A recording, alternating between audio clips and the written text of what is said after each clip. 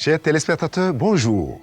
Soyez les bienvenus à ce programme intitulé « La vie au-delà de la mort ». Je suis le pasteur Raymond Kofi et j'ai le plaisir de vous proposer cette émission spéciale qui cherche à répondre à une question très importante. La vie au-delà de la mort, existe-t-elle vraiment ou serait-elle uniquement le produit de l'imagination d'un poète, philosophe ou bien écrivain? La Bible nous dit que l'homme a été créé à l'image de Dieu et qu'il devait vivre à jamais. Mais qu'en contrepartie, Dieu ne demandait qu'une seule chose à Adam et Ève, obéir au seul commandement qui leur avait été donné. Tu pourras manger de tous les arbres du jardin, mais tu ne mangeras pas de l'arbre de la connaissance du bien et du mal, car le jour où tu en mangeras, tu mourras certainement. À l'instant même où Adam et Ève ont défié l'ordre de l'Éternel, leur sort fut scellé, et la mort est devenue une certitude inéluctable, non seulement pour eux, mais pour l'humanité tout entière. Une certitude à laquelle personne ne devait plus jamais échapper. Dans l'Antiquité, l'homme comprenait que son temps était limité.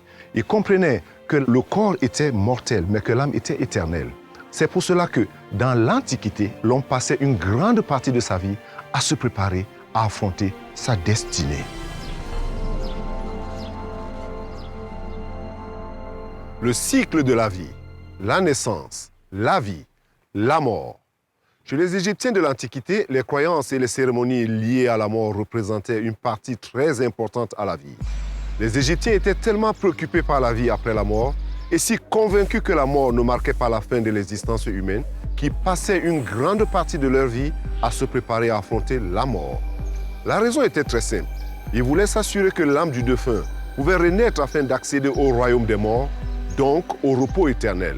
Pour s'assurer que le voyage du défunt se ferait sans obstacle, les Égyptiens pratiquaient la cérémonie de l'embaumement.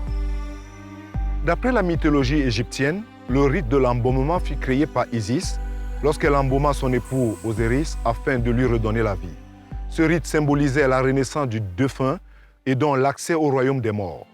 Les Égyptiens prenaient soin de présenter aux côtés du défunt des offrandes, des statuettes et des objets personnels qui pouvaient lui servir dans l'au-delà et l'accompagner dans son cheminement vers le jugement des âmes. Parmi les objets les plus importants, placés aux côtés du défunt, le livre des morts. Ce recueil de formules et d'incantations magiques devait le guider et le préparer au jugement des âmes. Le livre des morts décrit le jugement en détail. Le cœur du défunt est placé sur une balance et de l'autre côté, une plume est posée. Si le cœur n'est pas entaché de péché, il est plus léger et le défunt peut rejoindre la barque solaire pour accompagner Ré, le dieu soleil, dans son voyage vers l'invisible. Mais si le cœur est plus lourd, le défunt est dévoré par un monstre et son âme est perdue à jamais.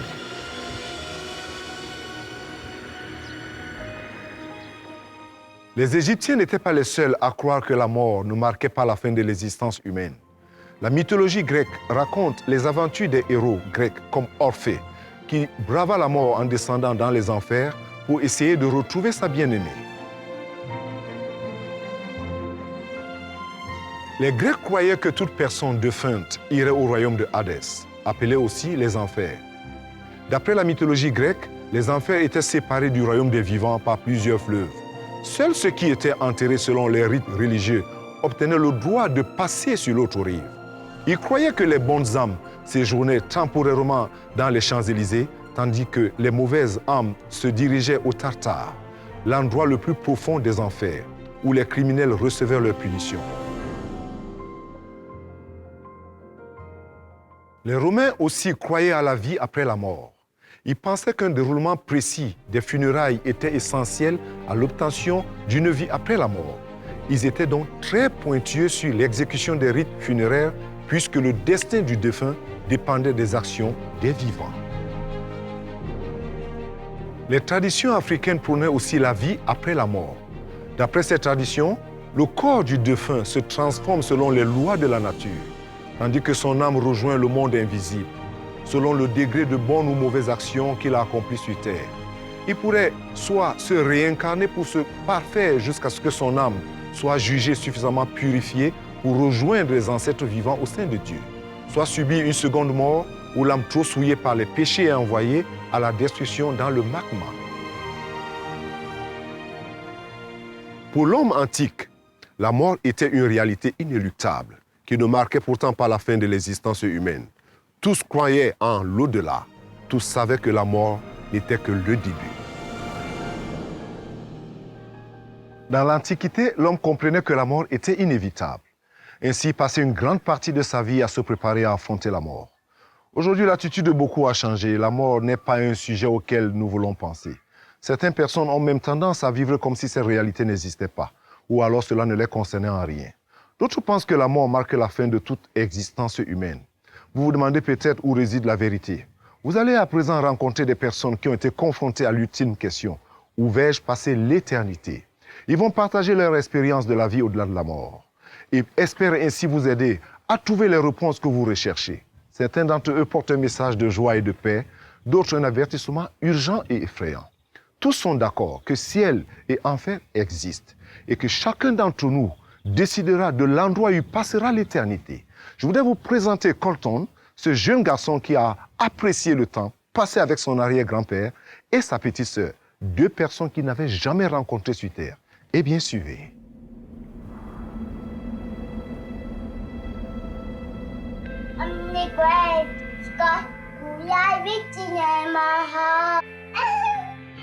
Quel âge as-tu aujourd'hui? 3 ans. Comment t'appelles-tu? Colton Todd Burpo, Et où habites-tu? au Nebraska. Comment s'appelle ta maman? Sonia, Comment s'appelle ton papa? Papa Burpo. Comment s'appelle ta sœur? Cela se passait il y a 8 ans. En voyant Colton aujourd'hui, vous ne devinerez jamais qu'il est passé à 2 doigts de la mort en 2003. Son père Todd raconte l'expérience de mort dans son livre « Le ciel existe vraiment ».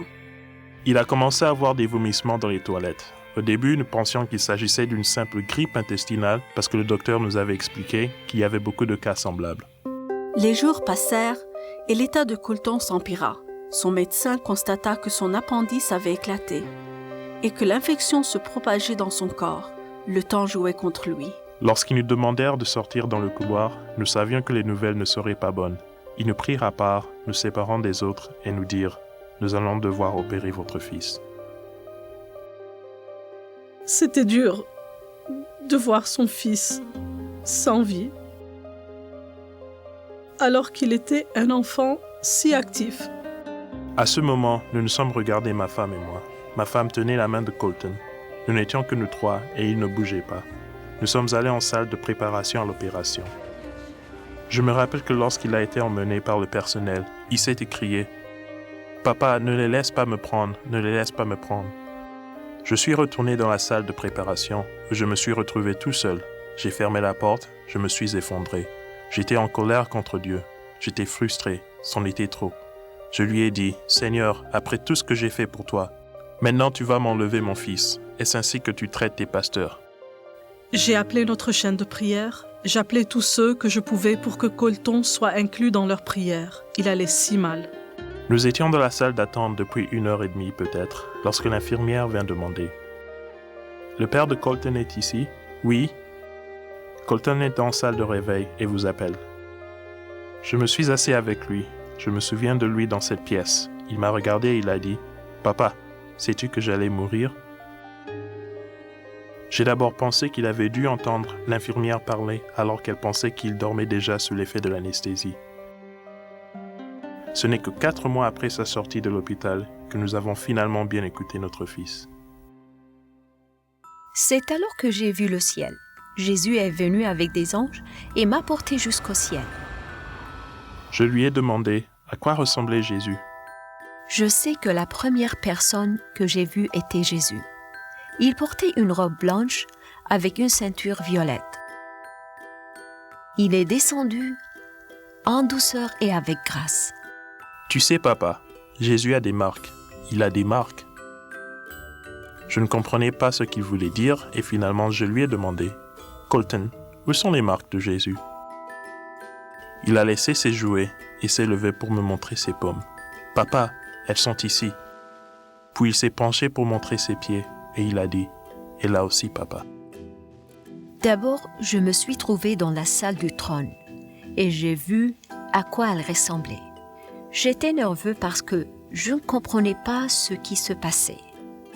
Et Dieu a utilisé des personnes et des choses que j'aimais pour me calmer et je me suis sentie mieux. Un jour, pendant que nous voyagions, Colton me regarde et dit « Papa, ton grand-père s'appelait Pop, n'est-ce pas ?»« Oui. Il est très gentil. »« Vraiment ?»« Oui, quand tu étais enfant, tu jouais avec lui et tu l'aidais à la ferme. Tu faisais aussi du tir avec lui. » Je lui ai dit « C'est vrai, mais comment sais-tu tout cela ?» Il me l'a dit. J'ai vu quelqu'un qui s'appelait Pop. Il m'a demandé « Es-tu le fils de Todd ?» J'ai dit oui, et il m'a dit qu'il était son grand-père. C'est comme ça que je l'ai rencontré. Oui, Pop. J'étais très proche de lui et il était mon plus grand modèle lorsque j'étais enfant. Il est mort dans un accident de voiture avant mes 7 ans. J'étais occupée avec les factures, c'est mon boulot, et il est venu me dire qu'il avait 2 sœurs. Il a dû le répéter plusieurs fois avant de finalement avoir mon attention. J'ai posé mes papiers, je les regardais. « Que veux-tu dire par là ?» Il a répondu « Je veux dire que j'ai 2 sœurs. Tu as eu un bébé qui est mort dans ton ventre ?» Et je l'ai regardé. « Mais comment sais-tu que tu as 2 sœurs ?» Elle me l'a dit, puis il a commencé à la décrire. Elle ressemblait à Cassie, mais avec des cheveux bruns. La première fois qu'elle m'a vue, elle est venue et m'a serré dans ses bras. Nous savions que c'était vrai parce qu'il a dit « Elle n'arrêtait pas de me serrer dans ses bras. Elle ne voulait pas arrêter, maman, je n'aimais pas ça. » Les effusions, c'est pas mon genre. J'avais fait une fausse couche le week-end de la fête des pères, ce qui rendait la chose encore plus douloureuse. Nous pensions avoir tourné la page, avoir fait notre deuil et accepté la mort du bébé. Puis il a dit qu'il avait 2 sœurs. Je pense que j'ai d'abord été sous le choc, avant de me dire « Mais qu'est-ce qu'il raconte ?» Avec sa description, j'ai compris qu'il l'avait bien vue. Il a dit qu'elle nous attendait tous au ciel. Alors que nous parlions du ciel et qu'il me donnait plein de détails merveilleux, je n'ai pas pu m'empêcher de lui demander s'il avait voulu revenir. Je savais que j'allais quitter le ciel parce que Jésus était venu me dire « Colton, tu dois rentrer. » Quand je ne voulais pas rentrer, il m'a dit qu'il voulait répondre à la prière de mon père. Je me souviens de cette prière irrévérencieuse et irrespectueuse, une prière où je criais sur Dieu. Et je me suis dit, Dieu a répondu à cette prière-là. Aujourd'hui, Colton est un garçon de 11 ans en pleine santé. Il raconte son périple céleste sans aucune honte. J'ai appris que le ciel existe vraiment. Vous aimerez beaucoup cet endroit. Vous savez, le ciel existe vraiment. Et vous aimerez beaucoup cet endroit. Que nous dit la Bible à propos du ciel?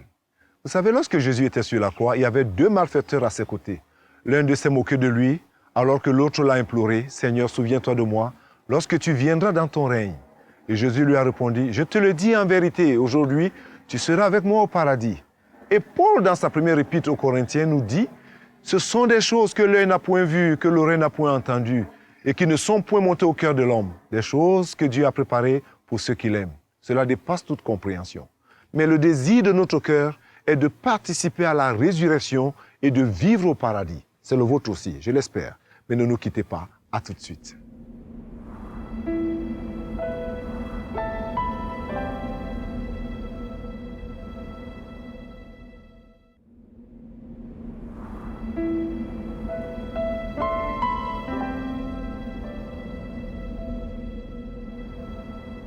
De nouveau avec vous, Jeffrey Thompson le décrit comme étant le plus bel endroit qu'il ait jamais vu. Un endroit de paix indestructible. C'est une déclaration très forte venant d'un homme dont le stress avait vraiment miné la vie.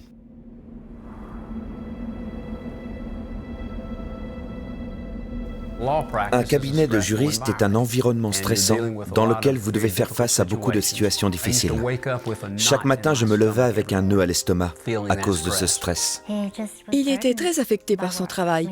Il y pensait tout le temps. Il lui était difficile de s'en déconnecter ou de l'oublier, même les week-ends. J'étais tellement concentré sur ma carrière que je passais à côté de ce qui est vraiment important. Le cabinet de juriste de Jeffrey Thompson lui prenait et son temps et son énergie. Le rythme trépidant du travail et le stress constant finirent par l'affecter physiquement. Je maintenais ce niveau de stress et il avait un effet sur moi. Un effet aussi sur mon corps, qui a fini par lâcher. J'ai commencé à ressentir des maux d'estomac très intenses.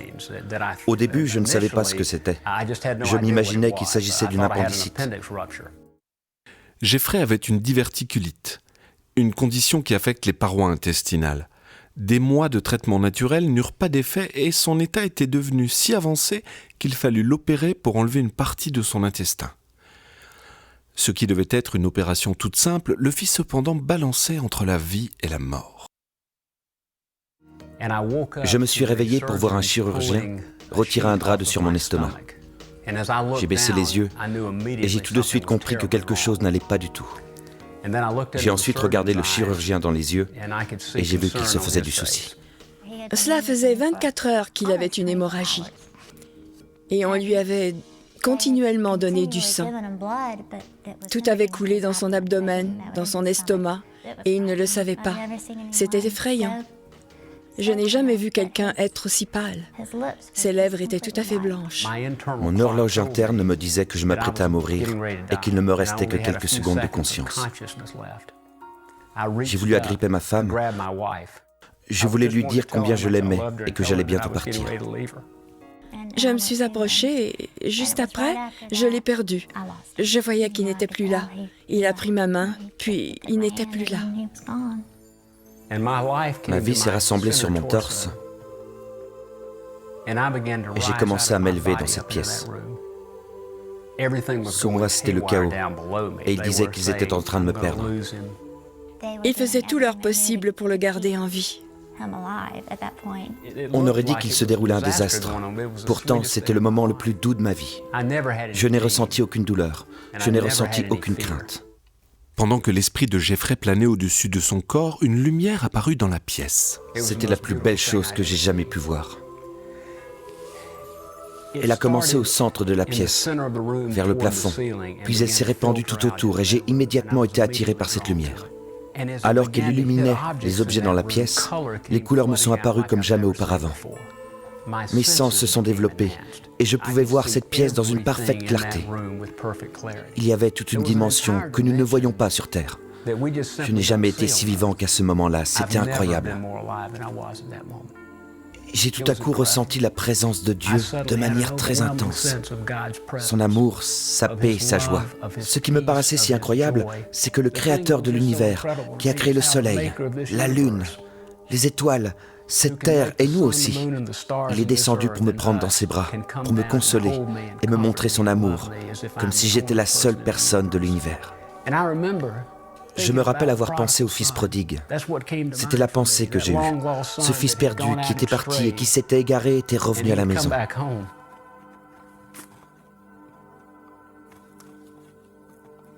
Et son père était allé à sa rencontre pour le serrer dans ses bras, pour l'aimer et l'accueillir. Et c'est ça qui était en train de m'arriver. C'est le plus doux des amours possibles. Je lui ai dit que je voulais partir avec lui. Puis j'ai eu une hésitation.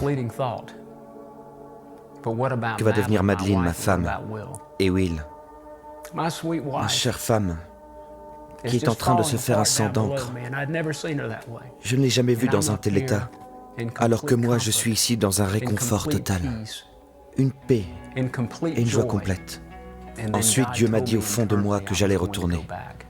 Je me rappelle sursauter dans mon lit et ouvrir les yeux. Alors que j'ouvrais les yeux, le chirurgien disait « Je suis en train de le perdre, il faut le reprendre en salle d'opération. » Jeffrey fut emmené en salle d'opération où les médecins stoppèrent le saignement. Lorsqu'il reprit finalement conscience, Jeffrey avait une nouvelle vision de l'amour merveilleux de Dieu et de sa présence dans sa vie. Dieu vous aime plus que vous ne l'avez jamais imaginé. Il connaît vos souffrances. Il sait ce que vous traversez. Avant, je m'éveillais avec l'estomac noué. À présent, je m'éveille la joie au cœur, car je sais qu'il est avec moi. Vous ne pouvez pas traverser ce que j'ai traversé et ne pas être un homme changé. Il a une très grande paix à présent. Oui, une très grande paix. Et il n'a plus aucune crainte. La remise sur pied de Jeffrey fut longue et difficile, mais la paix, la joie et l'amour de Dieu qu'il a trouvé le jour où il vit la mort de près demeurent avec lui quoi qu'il fasse. Je ressens une paix et un amour que je ne saurais vous décrire. C'est une manière de vivre entièrement différente. Je n'ai jamais autant joui de la vie et je comprends à présent ce qui est vraiment important. Je veux vivre pour Dieu Et je prie qu'il me donne l'occasion de continuer de vivre pour lui. Son expérience de l'au-delà permet à Jeff de voir la vie sous un jour différent. Dorénavant, il veut vivre pour Dieu tant qu'il en aura la possibilité. La vérité est que personne d'entre nous ne peut savoir quand notre vie arrivera à son terme. Jim Anderson ne le savait pas. Comme des milliers de personnes chaque année, Jim mourut d'une crise cardiaque, mais ce sont les événements qui se déroulaient après la mort qui laissèrent tout le personnel de l'hôpital sous le choc.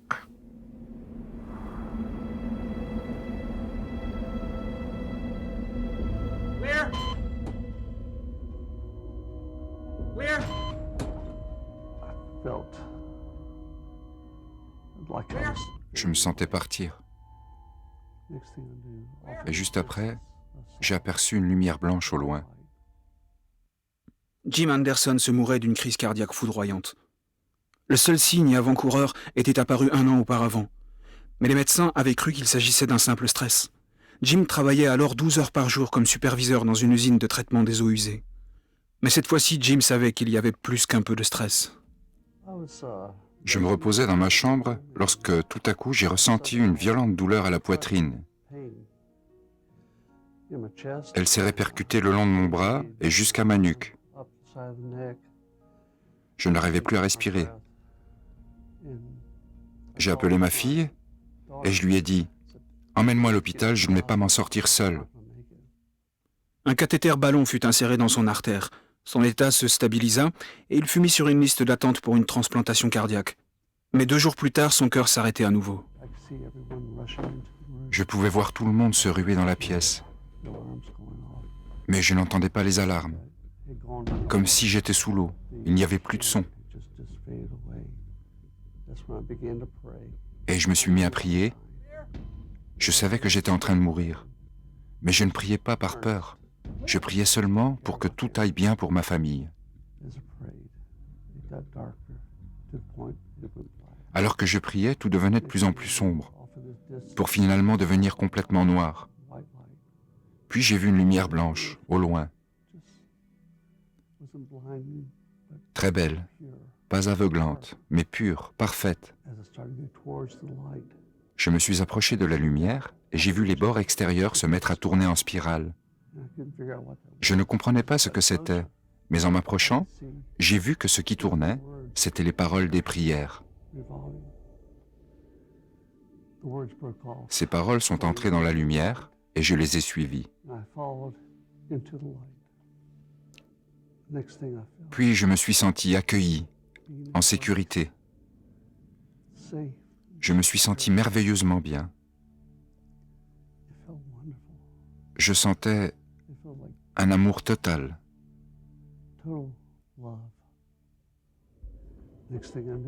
J'ai regardé vers le bas et il y avait la pièce où se trouvait mon corps.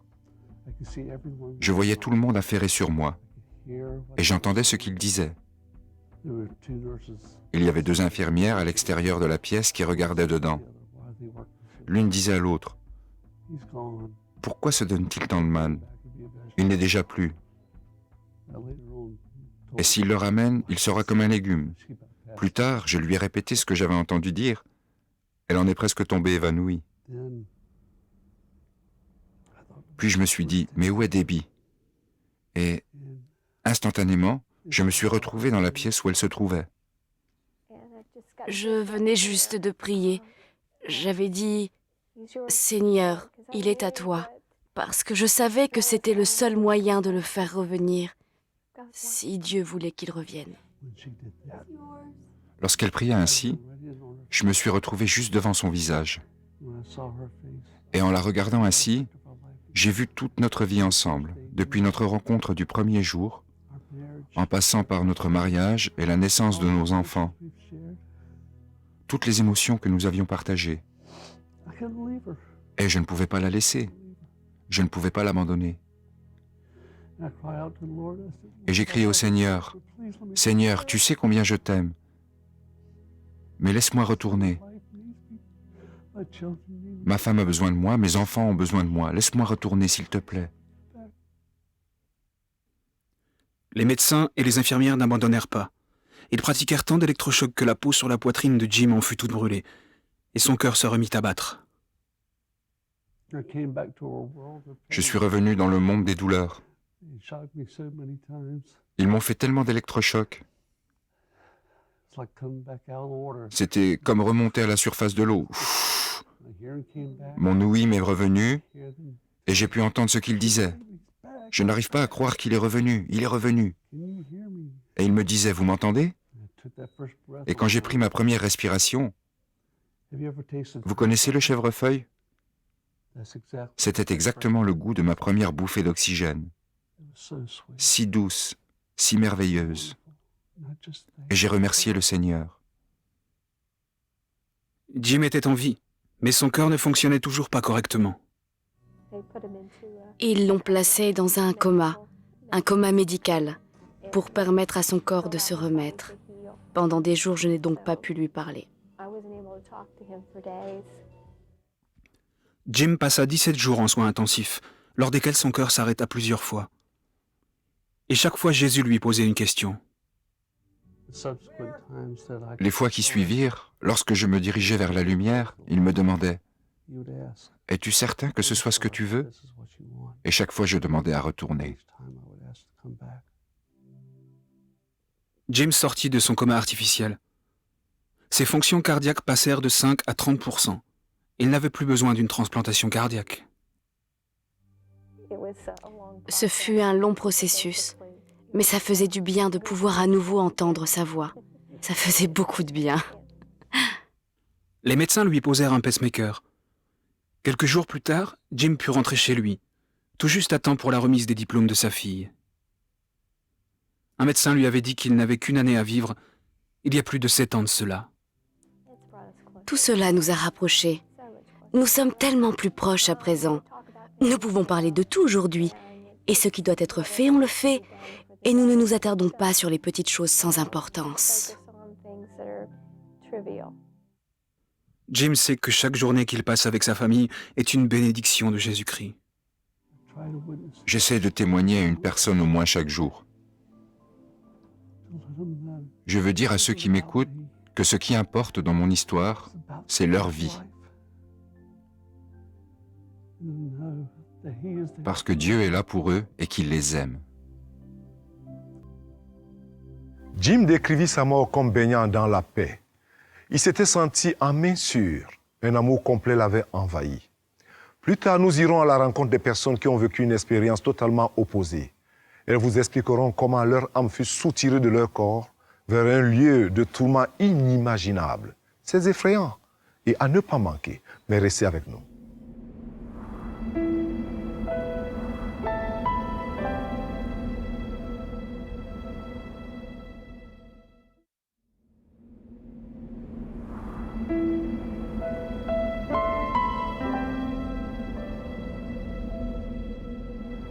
Nous sommes de retour pour cette émission spéciale intitulée « La vie au-delà de la mort ». Beaucoup de personnes croient à l'enfer, mais peu d'entre elles pensent qu'elles y iront vraiment. Jésus, lui, il a dit que le chemin vers l'enfer était large pour ceux qui choisiraient la voie la plus facile. Nous allons en présent rencontrer des personnes qui ont vécu l'enfer.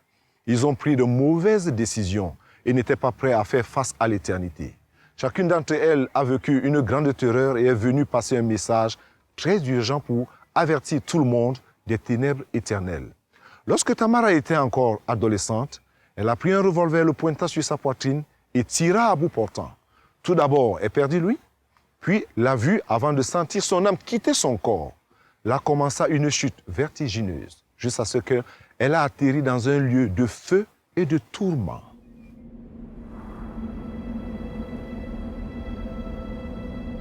J'étais convaincue qu'il ne m'était absolument pas possible de vivre une vie vraiment heureuse. Et si je ne pouvais pas vivre heureuse, je ne voulais pas vivre du tout. Tout a commencé par un divorce, mon foyer brisé. Je pense que cela a influencé ma pensée et que je me suis sentie rejetée. Je ne comprenais pas. J'étais un petit enfant et je ne connaissais rien au monde des adultes. Aussi ai-je eu le sentiment que j'étais la cause de leur rupture. Le sentiment de rejet ne fit que grandir et j'ai commencé à me considérer comme un fardeau pour les autres. Chaque petit commentaire, même le plus insignifiant. J'en faisais toute une montagne. C'était comme des semences auxquelles je pensais et repensais sans cesse.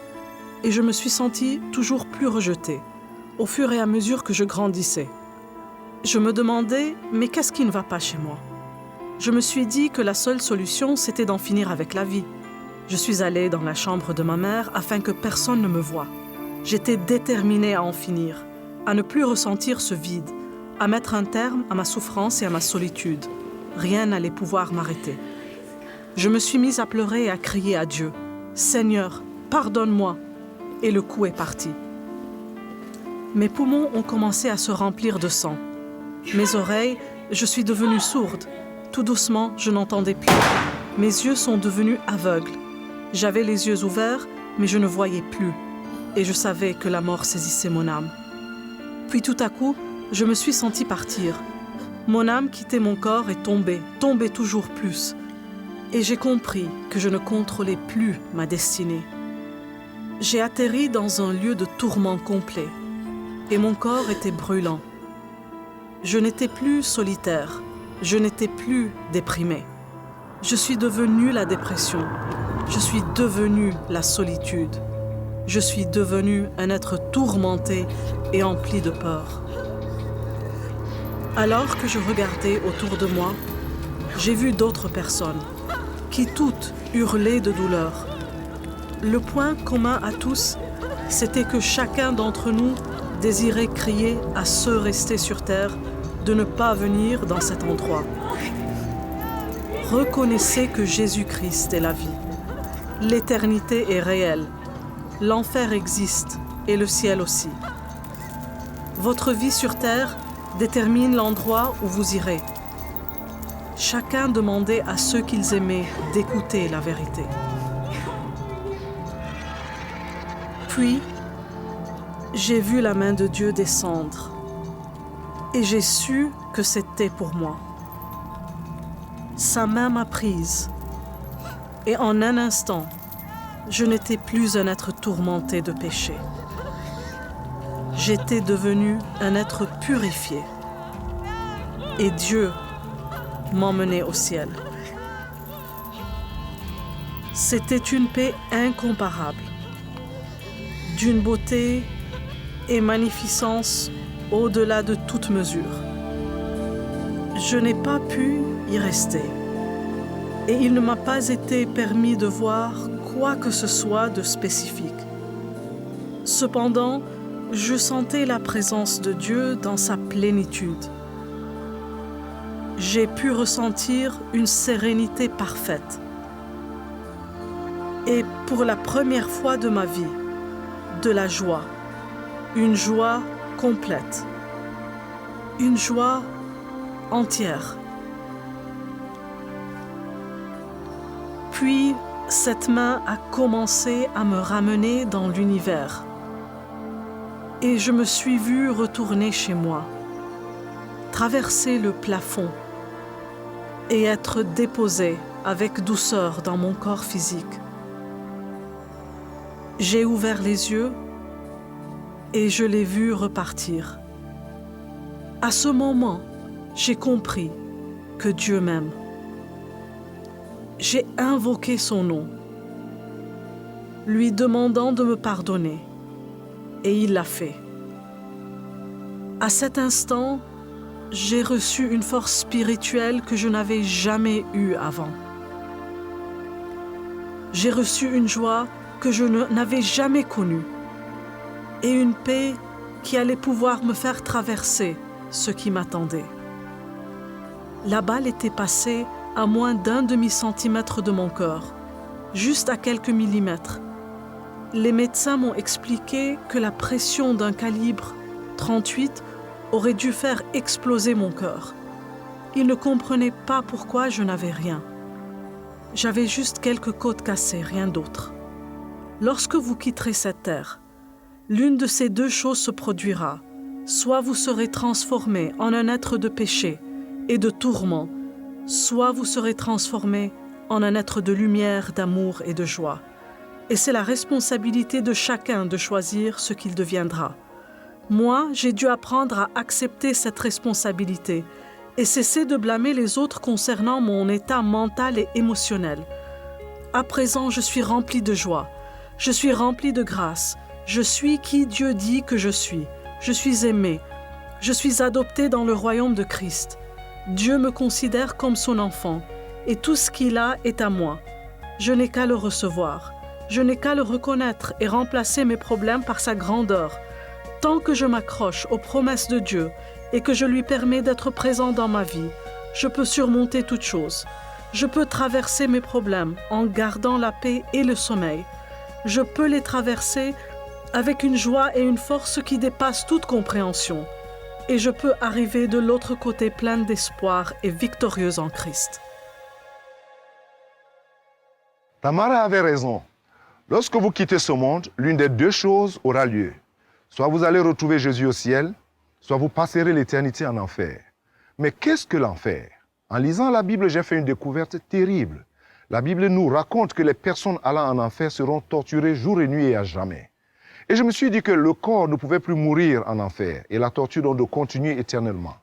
Je ne peux pas imaginer une situation plus terrible lorsqu'une personne est torturée ici sur terre. Elle meurt et la mort met fin à sa souffrance. Mais ce n'est pas le cas de l'esprit qui se retrouve dans le lac du feu. Ces souffrances ne s'arrêteront jamais.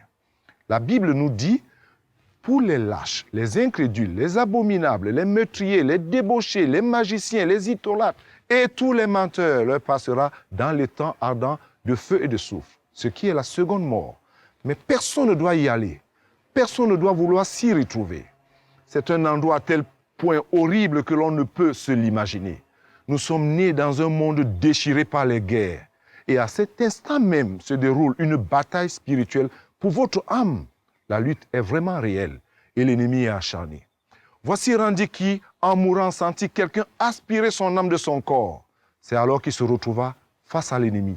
Et à cet instant même, il aperçut l'enfer. Suivez.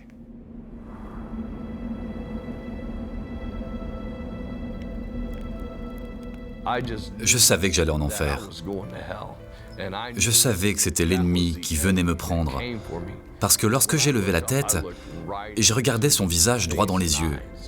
Il était énorme. Il ressemblait à un ange déchu avec des cornes de bélier. C'était horrible. J'ai regardé dans ses yeux, c'était comme regarder la mort et l'enfer. Le mieux que je puisse le décrire, c'est que c'était des ténèbres au sein de ténèbres. L'usage de drogue, puis son overdose, avait maintenu Randy Hicks dans les ténèbres depuis très tôt dans son enfance. Il avait grandi avec 8 frères et sœurs dans l'Illinois rural avec très peu de surveillance parentale. Je me suis défoncé à 8 ans, avec 2 de mes frères plus âgés, dans le garage. C'était la première fois que je fumais de la marijuana. Je ne l'oublierai jamais. Et j'avais aimé ça. Les frères de Randy cachaient la marchandise dans le fond du jardin, dans leur sac à dos ou même sous leur matelas. Un jour, j'ai trouvé de la poudre blanche, de la cocaïne. Je ne savais pas ce que c'était, mais je me suis dit que c'était tout bizarre. Puis un jour, j'ai vu mon frère en sniffer. Alors j'en ai sniffé aussi. Arrivé en secondaire, lors de ma première année, beaucoup en vendaient pour se faire de l'argent. En terminale, j'en vendais moi-même des quantités. Après l'obtention de son diplôme, Randy s'enrôla dans l'armée. J'ai fini tankiste, membre d'équipage de véhicules blindés, et j'ai été envoyé à Fort Irwin en Californie. Là-bas, c'était le cristal qui était en vogue, et je me suis mis à traîner avec les mauvaises personnes. J'ai bu de plus en plus, puis je me suis mis à vraiment consommer du cristal. Mon Dieu, comme j'étais accro. Je ne pouvais pas vivre sans. Je baignais dedans depuis le matin à mon lever jusqu'au soir quand je me couchais. J'ai vendu mes affaires pour m'en payer, puis j'ai été envoyé en désintoxication. Pour finir, j'ai été renvoyé de l'armée. J'étais vraiment ennuyé. J'avais eu une belle occasion de repartir sur de meilleures bases, et là j'étais retombé dans la drogue. Les choses ne firent qu'empirer. Randy passa 1 an en prison pour le cambriolage d'une station d'essence. Il était tellement défoncé qu'il ne se souvient même pas d'avoir menacé le caissier d'une arme. À sa sortie de prison, il fit une overdose. Il n'avait que 27 ans. Ils me couvrirent d'un drap blanc, parce qu'ils étaient persuadés que j'allais mourir. Puis ils ont appelé ma famille. Lorsque je suis revenu à moi, j'ai eu une intense frayeur parce que je me suis vu recouvert d'un drap blanc. Les médecins remarquèrent que Randy était toujours vivant. Après de nombreux examens, il put quitter l'hôpital. Mais même cette expérience de mort imminente ne suffit pas à lui faire reprendre le droit chemin. Randy se maria, mais ni son usage d'alcool ni sa dépendance à la drogue ne cessèrent, ce qui conduisit à la ruine de son mariage. En 1997, la femme de Randy le quitta avec ses 2 jeunes enfants. Même lorsque j'étais avec mes enfants, je buvais et je fumais de l'herbe et je prenais un peu de coke. Plus comme avant, mais j'en prenais toujours, oui. Ce qui a tout changé, c'est qu'à un moment, je me suis effondré à terre et j'ai physiquement senti que quelque chose me traînait littéralement hors de mon corps. J'ai levé la tête et j'ai vu la mort et l'enfer dans ses yeux. Il avait des cornes immenses, enroulées comme celles d'un bélier. Et la mort a empli la pièce. J'étais effrayé. Je pouvais physiquement ressentir que mon être spirituel se séparait de ma chair. Ce n'était pas une douleur, mais je sentais qu'il partait et je tremblais de peur. Je suis tombé sur mon visage et j'ai hurlé. Jésus, pardonne-moi mes péchés. Seigneur, libère-moi de mes dépendances, prends-les toutes. Ne me laisse pas aller en enfer. Pitié. Je le suppliais, je pleurais. Je faisais tout ce que je pouvais. Puis au moment où j'ai regardé ma porte, elle s'est ouverte. Et j'ai vu une longue robe blanche et brillante. Il n'y a pas de blanc semblable dans le monde, c'est indescriptible. Et j'ai su sans l'ombre d'un doute qu'ayant invoqué Jésus, Dieu était intervenu pour me sauver. Depuis cet instant, je n'ai eu de cesse de connaître Dieu. Je voulais connaître Jésus. Je voulais connaître celui qui était venu me chercher alors que je savais sans le moindre doute que je devais aller en enfer. L'addiction de Randy à l'alcool et à la drogue fut immédiatement remplacée par une faim et une soif de Jésus. Je voyage pour raconter partout comment Dieu m'a tiré de là, ce que j'ai traversé et ce que ça peut vous faire, pour dire que Christ est la réponse. Lorsque vous invoquez le nom de Jésus, il est là, et il est prêt à vous accueillir, à vous pardonner tous vos péchés. Mes amis, Jésus est prêt à vous recevoir et à vous pardonner tous vos péchés. Randy, lui, il invoqua le nom du Seigneur Jésus. Et immédiatement, sa vie fut transformée. Ce même Jésus peut faire cela pour vous. Il a fait pour Ian, qui ne pouvait savoir que quelques heures plus tard, il allait se retrouver à la mort, tué par le poison provenant de 5 piqûres venimeuses de 5 méduses. Mais ce qui arriva durant les heures qui suivirent allait transformer sa vie à jamais.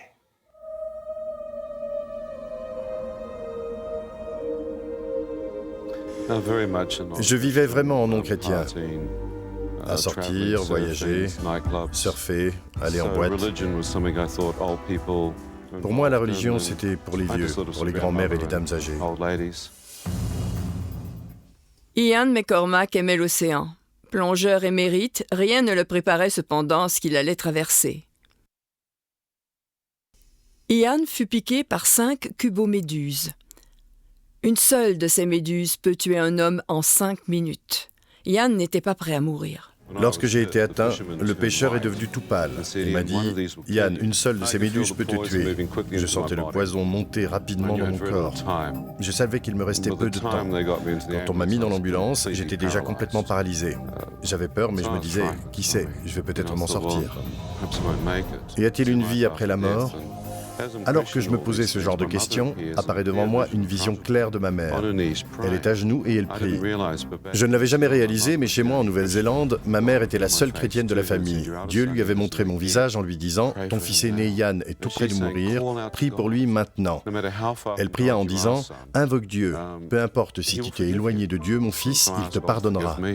J'ai donc demandé pardon à Dieu et j'ai immédiatement pensé au verset qui dit « Pardonnez à ceux qui vous ont offensés » et je me suis dit « Je peux faire ça aussi ». Puis Dieu m'a montré le visage de 2 personnes à qui j'avais du mal à pardonner et j'ai choisi de leur pardonner. La paix que j'ai alors ressentie ne m'a plus quitté depuis 28 ans. Je savais que j'avais donné mon cœur à Jésus et j'avais reçu la paix, mais mon corps était toujours en train de mourir. J'ai été emmené à l'hôpital et je me suis senti sortir de mon corps. Je les entendais parler, ils disaient « c'est tout ce que nous pouvons faire pour vous », tout en m'inoculant l'antisérum et des neurotoxines. Je me suis d'ailleurs fait cette réflexion, ça va me tenir éveillé toute la nuit. Mais je n'avais plus de force. J'ai fermé les yeux en me disant que j'allais économiser mes forces, et à ce moment, le moniteur signala l'arrêt cardiaque. Je fus déclaré mort. La minute d'après, je me retrouve hors de l'hôpital, dans les ténèbres les plus complètes. Et j'ai ressenti le mal le plus intense, comme des yeux invisibles qui ne cessaient de me regarder. C'était des ténèbres spirituelles.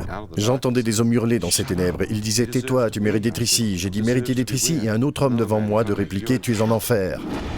Je me suis alors dit que Dieu avait tous les droits de m'y envoyer. Cependant, j'ai tout de suite pensé à ma prière dans l'ambulance. Le moment d'après, une lumière radieuse transperçait les ténèbres et m'attirait au dehors. Puis j'ai vu un tunnel de lumière. Qu'est-ce que c'est ? J'étais attiré dans ce tunnel étroit. Jésus a dit « Étroite est la porte, resserrez le chemin ». Et j'avançais dans ce tunnel de lumière à la vitesse de la lumière. Des ondes de lumière apparurent et j'ai vu le plein rayonnement de la gloire de Dieu qui remplissait les cieux. Je me suis demandé « Est-ce bien réel ?» Et je me suis répondu à moi-même, « Eh bien, si je suis hors de mon corps, je voudrais retourner. » Et il m'a dit, « Yann, si tu retournes, tu devras voir les choses sous une lumière nouvelle. » Et j'ai dit, « Es-tu la véritable lumière ?» Il me répondit, « Yann, Dieu est lumière, et il n'y a point en lui de ténèbres. » 1 Jean 1,5. Dieu est lumière. Je me suis dit, je viens juste de sortir des ténèbres qu'ils avaient appelées enfer. Suis-je dans le royaume des cieux? Est-ce là le Dieu Tout-Puissant? J'étais ébranlé.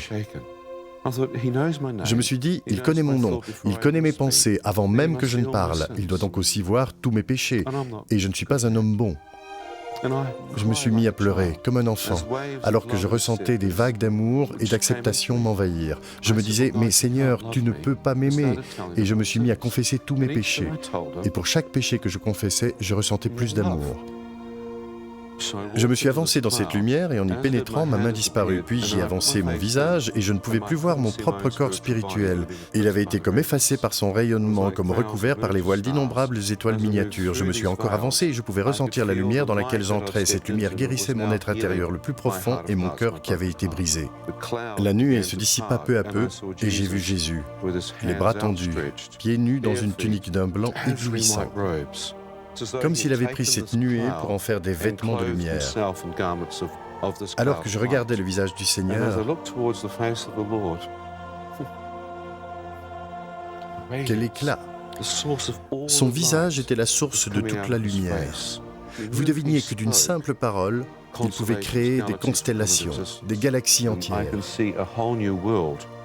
Et derrière lui, je pouvais voir un monde entièrement neuf, dont il était lui-même la porte de lumière. Alors qu'il ouvrait cette entrée dans l'éternité, j'ai vu des champs, de l'herbe, des pâturages, tout illuminés de cette gloire dont il était lui-même vêtu. Des fleurs, une rivière cristalline, des arbres sur les deux berges, des montagnes, un ciel bleu et des collines. Devant tout cela, je savais que j'étais chez moi. Je fis quelques pas en avant et Jésus se plaça juste devant moi. Et en même temps que la porte se ferma, il me dit « Yann, à présent que tu as vu, veux-tu rester ici ou bien retourner sur terre ?» J'ai répondu « Je veux rester ici. Je n'ai personne auprès de qui aller là-bas. Personne ne m'aime. Et toi, tu m'aimes. » Je me suis retourné pour un dernier « Au revoir, monde cruel » et le Seigneur me fit voir ma mère. La seule personne que j'aimais et honorais. Je me suis alors dit, si j'entre dans l'éternité maintenant, saura-t-elle que j'ai prié dans l'ambulance? Réalisera-t-elle que ses prières ont permis que son fils se donne au Seigneur dans ses derniers instants de vie? Aura-t-elle un moyen de le savoir? Non, ai-je conclu. Ce serait égoïste de ma part d'entrer dans l'éternité en laissant ma mère m'enterrer avec la pensée que son fils est perdu et en enfer. Alors j'ai dit, Seigneur, je veux retourner. Et il a répondu, Yann, si tu retournes, tu devras voir les choses sous une lumière nouvelle, une perspective céleste et non plus une perspective terrestre et temporelle. J'ai à nouveau regardé, il y avait mon père, mon frère et ma sœur, des centaines de milliers de personnes se tenant derrière eux comme un océan d'humanité. J'ai demandé qui sont-ils et il a dit, Yann, je veux que tu retournes et que tu leur parles parce que la plupart ne vont plus à l'église. J'ai répliqué, « Mais Seigneur, je ne les aime pas, je ne les connais pas. » Et il me dit, « Yann, moi je les aime et je souhaite que chacun d'entre eux puisse me connaître. » J'ai répondu, « Je ne comprends pas cet amour. Et comment pourrais-je retraverser le tunnel obscur et retourner dans mon corps ?» Il me dit, « Mon fils, penche la tête. Tu sens le liquide couler de ton œil? Maintenant, ouvre-le, Yann, et vois. » Alors que j'ouvrais mon œil, je fus instantanément de retour dans mon corps, allongé sur une table dans une morgue. Un docteur indien tenait mon pied droit dans sa main gauche, sa main droite tenant un scalpel avec lequel il me travaillait la base du pied comme un vulgaire morceau de viande. Lorsqu'il me vit ouvrir un œil, le pauvre docteur a sauté au plafond. J'ai dit, « Seigneur, si c'est bien vrai, puis-je aussi voir de mon autre œil ?» J'ai tourné la tête sur la gauche et dans la porte, les infirmières qui s'étaient affairées sur moi aux urgences me virent. La terreur les prit et elles se bousculèrent l'une l'autre alors qu'elles tentaient de s'enfuir. Je ne pouvais rien sentir depuis ma nuque et au-dessous. J'ai dit, Seigneur, si je t'ai vu, peux-tu me guérir, s'il te plaît, et me permettre de marcher pour sortir de cet hôpital et vivre une vie normale. Une puissance électrique descendit sur le dessus de ma tête. La mort était entrée par mon pied, à présent la vie revenait par ma tête. En à peine 3 ou 4 heures, j'étais complètement guéri et je pus sortir de l'hôpital sur mes pieds. Je crois en la puissance de la résurrection et en la puissance de guérison. J'ai dit, Seigneur, que m'est-il arrivé? Il répondit, tu es un chrétien né de nouveau. Lis la Bible. J'ai dit, je ne sais pas ce qu'est un chrétien né de nouveau. Faut-il mourir et revenir à la vie ou quelque chose du genre? Il me dit, non, lis la Bible, mon fils.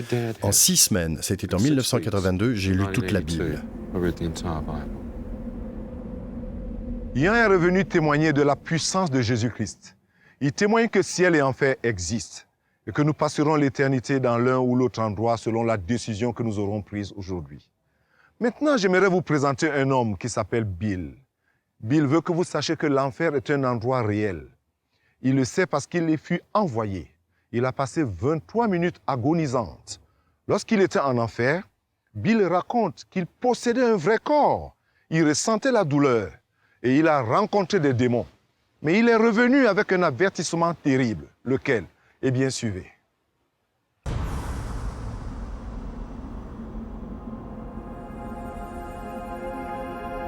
Nous sommes allés à une réunion de prière, puis nous sommes rentrés. C'était une soirée ordinaire. À 3 heures du matin, je me suis levé pour me chercher un verre d'eau, quand tout à coup j'ai été enlevé hors de mon corps et je me suis retrouvé en train de tomber dans le vide pour atterrir dans une cellule de prison, en enfer. C'était une expérience extracorporelle. Je n'en avais jamais eu avant cela. Dans cette cellule, il y avait des créatures démoniaques, d'apparence reptilienne, avec des bosses et des écailles sur tout le corps. Il y en avait 2 en particulier qui mesuraient environ 4 mètres. Ces créatures n'avaient aucune pitié et une haine extrême envers Dieu et les hommes. L'une d'elles m'a soulevé et m'a lancé contre le mur, une force phénoménale. Je me suis effondré à terre. J'ai senti des os se briser. L'autre enfonça ses griffes dans ma poitrine et me déchira la chair. Quand vous êtes en enfer, vous avez encore un corps, mais il s'est résisté à un tel tourment. On m'a sorti de cette cellule pour me placer près d'un grand puits rempli d'un feu violent. Ce puits était un énorme trou dans le sol et des flammes en sortaient qui s'élevaient très haut dans cette caverne. C'est une chose vraiment horrible de voir une personne en flammes. Elle brûle et elle hurle. Les démons tourmentent les gens. L'odeur est fétide, putride. Il n'y a pas une seule goutte d'eau. J'avais très soif. Les cris étaient insoutenables et venaient de millions de personnes qui hurlaient de toute la force de leurs poumons. Et ce n'est pas une métaphore ou une allégorie. La douleur que l'on ressent en enfer est réelle, bien réelle. Il n'y a aucune sorte d'amour. Et vous savez que vous ne serez jamais secourus. Il n'y a pas d'ange pour vous protéger. Nous sommes des créatures éternelles créées à l'image de Dieu et ainsi notre âme est éternelle. Et vous savez que vous resterez là toute l'éternité, sans aucun espoir. Ésaïe 38, 18 déclare « Ceux qui sont descendus dans la fosse ne s'attendent plus à ta fidélité. » Vous n'avez pas l'espoir de voir Jésus parce que c'est trop tard, la décision est finale. Et les ténèbres, Exode 10:21 parle des ténèbres qui sont palpables. Ce n'est pas une exagération, elles consument même la lumière des flammes. Il fait si sombre que vous pouvez vraiment palper les ténèbres. C'est horrible. L'esprit humain ne peut pas concevoir les horreurs de l'enfer. Votre pensée ne peut même pas s'en approcher. La moindre des choses qui s'y trouvent pourrait vous tuer. C'est pourquoi chacun doit savoir combien le choix que nous avons pendant que nous vivons ici sur Terre est important. Voyez-vous, nous servons un Dieu d'amour. Il ne veut pas que quiconque aille dans ce lieu. Il a été fait pour le diable et pour ses démons, pas pour l'homme. Cependant, l'homme ira aussi en enfer. Dieu a tant aimé l'humanité qu'il lui a donné le libre arbitre pour qu'il puisse choisir. C'est pourquoi Dieu veut que nous, les chrétiens, annoncions l'Évangile. Il ne veut pas que quiconque aille dans ce lieu. Il a pleuré lorsqu'il a vu des gens tomber dans ce tunnel d'où nous sommes sortis.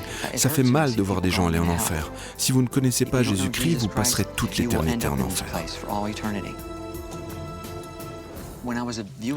Alors que je voyais tous ces tourments et les gens brûlés dans le feu, j'ai été élevé dans ce tunnel et une lumière brillante est apparue, subitement. Je voyais bien la silhouette d'un homme sans pouvoir distinguer son visage.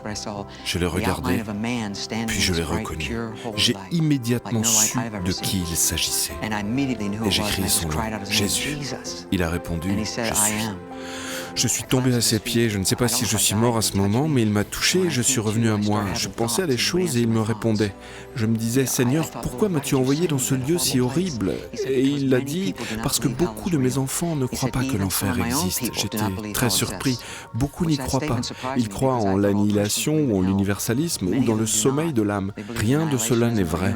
Jésus a dit en Matthieu 25, 46 que ceux-ci iront au châtiment éternel, mais les justes à la vie éternelle. Ils sont allés en enfer parce qu'ils ont renié Jésus comme leur sauveur personnel. Ils ont eu le choix pendant leur vie et ils l'ont rejeté, bien que Dieu se soit offert lui-même pour eux. La seule solution, c'est de connaître Jésus-Christ et de vous repentir de vos péchés. Les amis, nous vous avons apporté des vraies histoires de personnes réelles qui sont allées au-delà de la mort et qui sont revenues nous portant un message qui doit pénétrer votre cœur, parce que ce message est vrai. Jésus-Christ en a parlé, les apôtres en ont parlé, l'humanité l'a cru pendant des siècles et des millénaires. Et notre Dieu Tout-Puissant a pris notre destinée en charge et l'a transformée. Le ciel existe, l'enfer existe aussi. Et en traversant cette vie, nous prenons des décisions qui influencent notre destinée. Soit nous décidons de passer l'éternité avec Jésus-Christ, soit nous demeurons indifférents en voulant vivre notre vie comme bon nous semble. La décision est la vôtre. Mais la Bible nous dit que Jésus se tient debout à la porte de votre cœur et il frappe. Il vous dit, je suis mort pour toi, j'ai sacrifié ma vie pour toi. Je ne veux pas que tu ailles en enfer. J'ai connu la souffrance de l'enfer pour toi, pour que tu sois libre, pour que ton péché te soit pardonné, pour que tout ce que tu as sali soit nettoyé et tu deviendras un membre de ma famille à jamais. Jésus te tend la main maintenant et te demande, désires-tu l'éternité? Veux-tu vivre avec moi éternellement? Il a affirmé aux brigands en mourant sur la croix, aujourd'hui même tu seras avec moi au paradis. Et il affirme aussi pour toi maintenant. Et je voulais t'inviter tout simplement à prier avec moi et de tout ton cœur et de dire, Seigneur Jésus, je reconnais que je suis un pécheur et que j'ai péché contre toi. Je te demande vraiment pardon, Seigneur. Je reconnais mes péchés. Pardonne-moi, Seigneur, et purifie-moi. Viens dans ma vie. Change ma vie comme tu as changé la vie des autres. Merci, Seigneur, de m'avoir écouté et d'avoir écouté ma prière. Merci, Jésus. Amen et Amen. Tu as fait cette prière, Dieu t'a écouté et qu'il te bénisse. Je voudrais aussi te remercier d'avoir suivi cette émission intitulée « La vie au-delà de la mort », d'avoir été avec nous dans ce programme. Que Dieu te bénisse. Au revoir.